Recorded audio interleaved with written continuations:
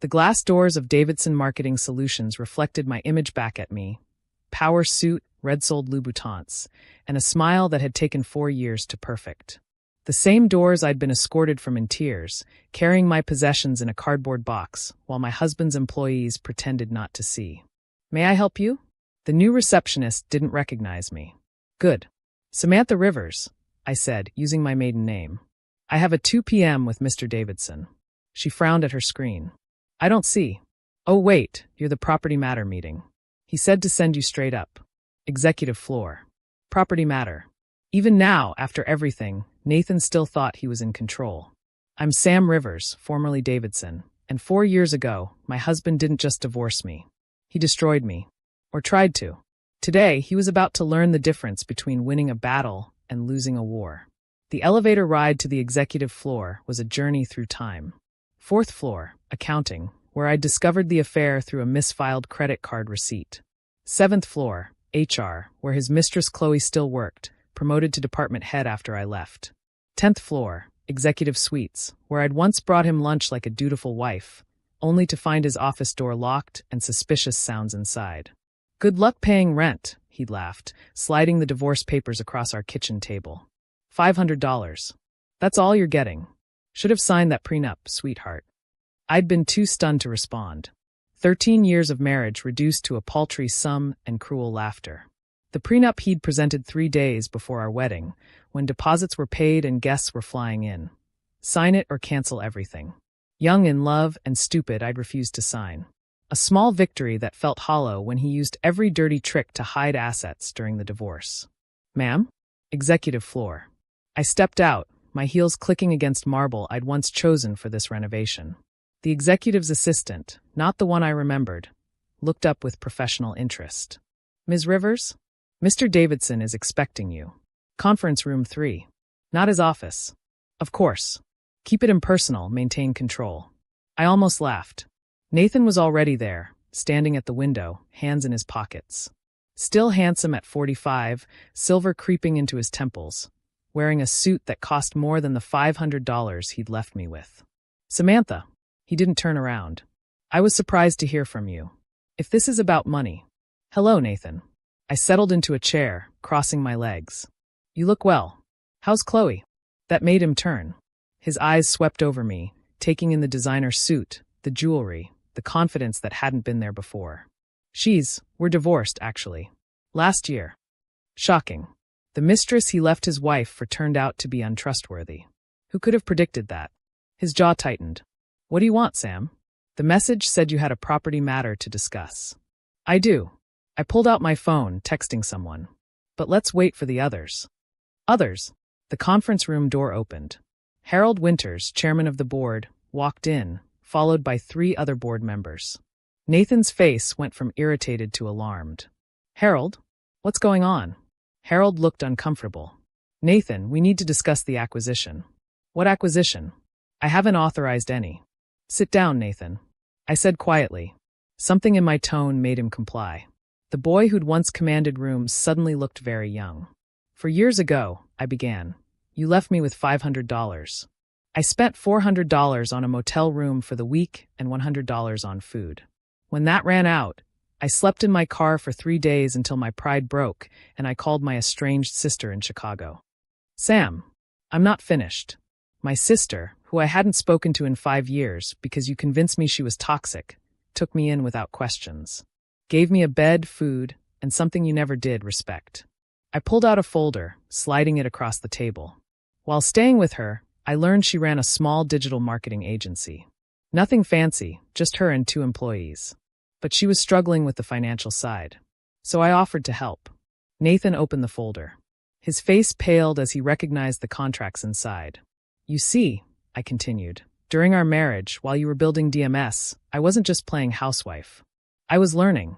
Every dinner party where you discussed strategies, every conference call you took at home, every document you left on your desk, I absorbed it all." "These are our clients," he whispered. We're your clients. Funny thing about business, Nathan. Relationships matter. And while you were sleeping with your assistant, I was befriending your clients' wives at charity galas. Margaret Thompson, whose husband runs Thompson Electronics. We still have lunch monthly. Janet Chin from Chin Industries? Our kids went to school together. Harold cleared his throat. Perhaps we should explain the full situation. Allow me, I said. Riverside Digital, my sister's company that I now co-own, started small. But we had something DMS lost: integrity. When your clients began complaining about overcharges and underdelivery, we were there with better proposals. You poached my clients? Nathan's voice rose. Poached implies they were happy. They weren't. Thompson Electronics alone was being overcharged by 30%. When I showed them the analysis, they couldn't switch fast enough. I stood, walking to the window he'd vacated. Within a year, we'd taken 40% of your client base. Year 2, we acquired Brennan Marketing and Skyline Digital. Year 3, we went from startup to the second largest agency in the Midwest. That's impossible. The capital alone. My sister remortgaged her house. I sold everything, including my wedding ring. That gave us startup funds. But the real capital? That came from our first major client win. You remember the Hartman Group contract? The one you said was locked in. His face went ashen. The Hartman contract had been worth $10 million annually. Richard Hartman's daughter Emma was my roommate in college. When she heard I was in marketing, she arranged a meeting. We undercut your proposal by 15% and promised something you couldn't: personalized service from owners who gave a damn. You vindictive. Careful, Harold warned. Ms. Rivers is now the majority shareholder of Riverside Digital, which as of this morning, owns 64% of DMS. The silence was deafening. What? Nathan's voice cracked. I returned to my seat. Your board has been concerned about declining revenues for 2 years. Stock prices dropping. Clients leaving. They needed a solution. You've been hemorrhaging money, Harold added. The divorce from Chloe didn't help. She took half your liquid assets. You've been borrowing against your shares to maintain your lifestyle. When the board learned Riverside was interested in acquisition, I continued, they were thrilled. Especially when I offered 20% above market value. I won't sell. Nathan's hands were shaking. You already did, Harold said quietly. The shares you used as collateral for your loans? The bank sold them to Ms. Rivers Investment Group last month when you missed payments. Combined with what the board and other shareholders were willing to sell, she now has controlling interest. I watched the realization hit him like a physical blow. The property matter I mentioned? I smiled. This property. This company. Your life's work, Nathan. Though let's be honest, it was our life's work. I just never got credit. You can't do this. It's done. As of 9 a.m. this morning, DMS is a subsidiary of Riverside Digital. We're keeping the name for brand recognition, but there will be changes. What kind of changes? His voice was hollow. Well, first, we're promoting from within. That young analyst you've been blocking because she reminds you of me? She's your new VP of Operations. The head of development you passed over because she was pregnant? New creative director. And me? You have options. You can stay on as a consultant, non-voting, of course. Or you can take the buyout package. It's generous. $500,000. $500,000 for a company worth. $500,000, I repeated slowly. And 0 cents. Exactly 1,000 times what you left me with. I thought it was poetic. His secretary knocked and entered. I'm sorry to interrupt. Ms. Rivers, your 3 o'clock is here. Thank you, Janet. Oh, I'm sorry, Nathan, you remember Janet? You fired her 5 years ago for refusing to lie to your wife about your whereabouts. I hired her last year. She's invaluable. Janet smiled sweetly at her former boss. Mr. Davidson, I'll need your office keys. Ms. Rivers will be using that space starting tomorrow. Nathan looked between us, understanding dawning. You've been planning this. For 4 years, I confirmed. Every client I won, every acquisition I made, every share I bought, all leading to this moment. You asked how I'd survive without you? I didn't just survive, Nathan. I thrived. This is about revenge. No. Revenge would be destroying the company out of spite. This is justice. I'm going to run DMS the way it should have been run. Ethically, efficiently, and profitably. Your employees will keep their jobs. Your clients will get better service. The only person losing here is you. Harold and the board members filed out, sensing the personal nature of what remained. Janet waited by the door. Why? Nathan asked when we were alone. We could have been partners. Built this together. We were partners. I supported you, advised you, helped you network. But you wanted a decoration, not a partner. Someone to make you look good while you made all the decisions. I loved you. You loved controlling me. There's a difference. I stood to leave, then turned back. Oh, there's one more thing. The house in Aspen? The one you bought with Chloe? I bought that too. Chloe was very motivated to sell during your divorce. I'm turning it into a retreat for women entrepreneurs. I think that's fitting, don't you? His face was a study in defeat. The man who'd laughed at my supposed helplessness now sat in the ruins of his own making. Good luck, Nathan, I said, heading for the door. I hear the rental market is tough, but I'm sure you'll manage.